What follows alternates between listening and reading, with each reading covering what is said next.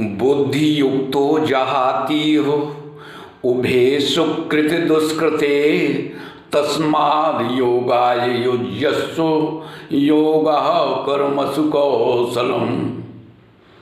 सुप्रभात देवियों और सज्जनों, कृष्ण संदेश सुधा चैनल के माध्यम से मैं धर्म प्रकाश भदौरिया गीता विश्लेषक गीता की ज्ञान गंगा में अवगाहन हेतु उपस्थित एवं मधुसूदन भगवान कृष्ण के चरणों में अगाध निष्ठा रखने वाले आप सभी प्रबुद्ध एवं विद्वान श्रोताओं का हार्दिक अभिनंदन एवं कोटि कोटि वंदन करता हूँ। पिछले वीडियो के माध्यम से आप लोगों ने सुना था जिसमें मधुसूदन भगवान कृष्ण अर्जुन को बता रहे थे कि देखो अर्जुन, कुछ साधक समाधि में रहने के लिए प्राण को अपान में, अपान को प्राण में रोकने का सतत प्रयास करते हैं और वे साधक दोनों को रोककर समाधिस्थ हो जाते हैं। और कुछ साधक कम भोजन ग्रहण करके प्राणों में आहुति दिया करते हैं। इसके आगे मधुसूदन भगवान कृष्ण क्या बताते हैं उसे बड़े ध्यान से सुनेंगे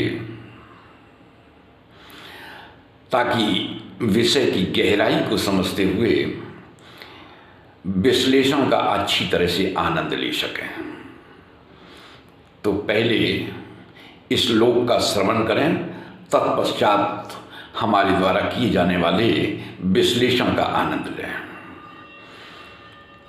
तो पहले सुनते हैं कि अगला श्लोक क्या है कि अपरे नियताहारा प्राणान प्राणेषु जुह्वति सर्वे पीते यज्ञविदो यज्ञक्षपित कल्मषा। इस श्लोक के माध्यम से मधुसूदन भगवान कृष्ण अर्जुन को बता रहे हैं कि देखो अर्जुन, अन्य कितने ही साधक नियत आहार लेने वाले हैं जो प्राणों का प्राणों में हवन किया करते हैं। यहाँ पर विशेष रूप से ध्यान देंगे कि जो नियत आहार लेते हैं वे ही इस तरह की यज्ञों का संपादन कर सकते हैं।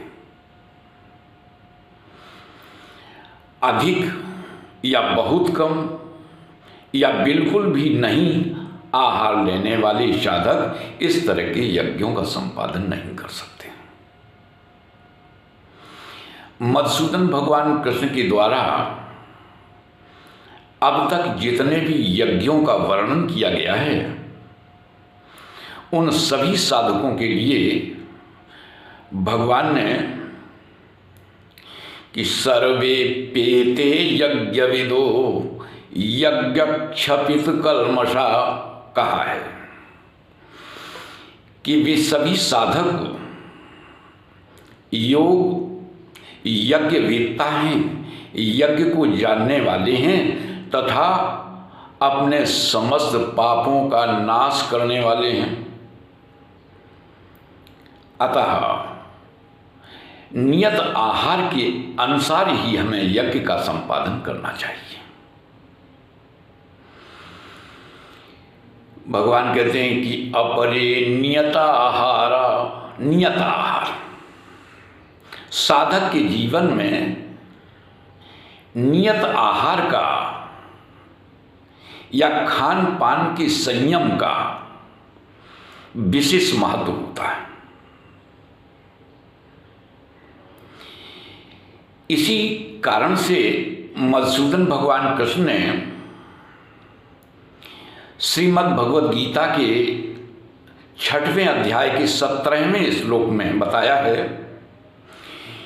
कि युक्ताहार विहारस्य युक्त चेष्टस्य कर्मसु युक्त स्वप्नावबोधस्य योगो भवति दुःखः। इस श्लोक के माध्यम से मधुसूदन भगवान कृष्ण बताते हैं कि साधक के जीवन में नियत आहार विहार और युक्त चेष्टा, इनका विशेष महत्व है। और यदि साधक का युक्ताहार विहार है तो इसका परिणाम क्या होता है? भगवान कहते हैं कि योगो भवति दुःखः, यदि नियत आहार है तब, और यदि युक्ताहार नहीं है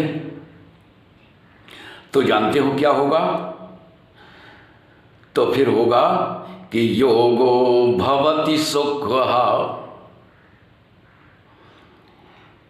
इसका अभिप्राय समझ लें कि जिसका युक्ताहार विहार है, जिसका नियत आहार है, ऐसे साधक के लिए योग दुख का हरण करने वाला होता है।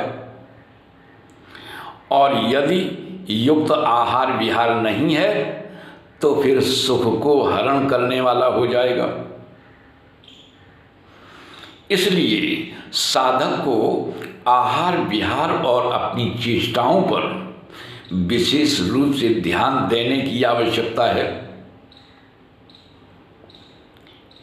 ध्यान देंगे कि योग के प्रणेता महर्षि पतंजलि जी ने भी प्राणायाम के मुख्य रूप से 4 प्रकार ही बताए हैं। रेचक, पूरक और कुंभक।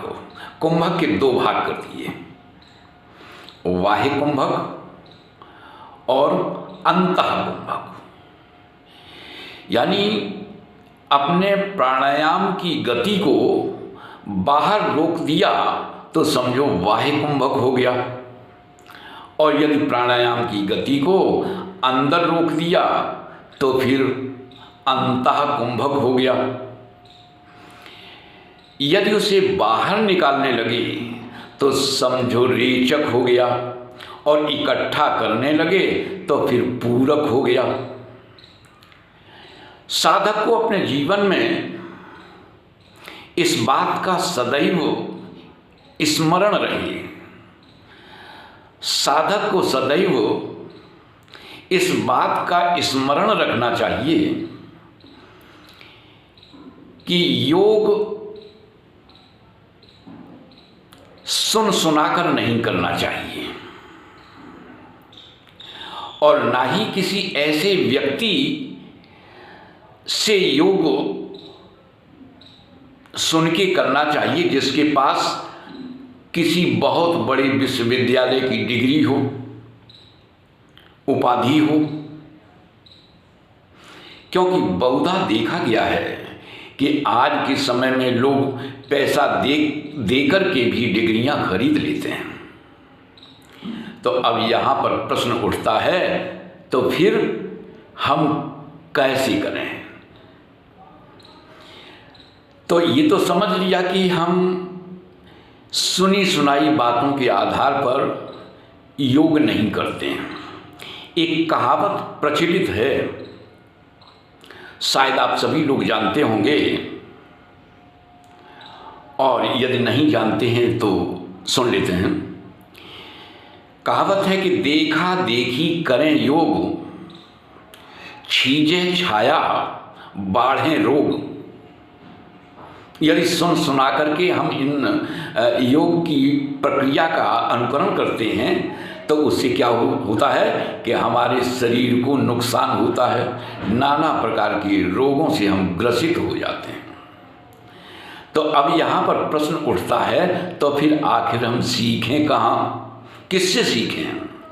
तो इसका उत्तर यही है कि जो योग के श्रेष्ठ जानकार हैं उनसे सीख कर ही योग हमें करना चाहिए।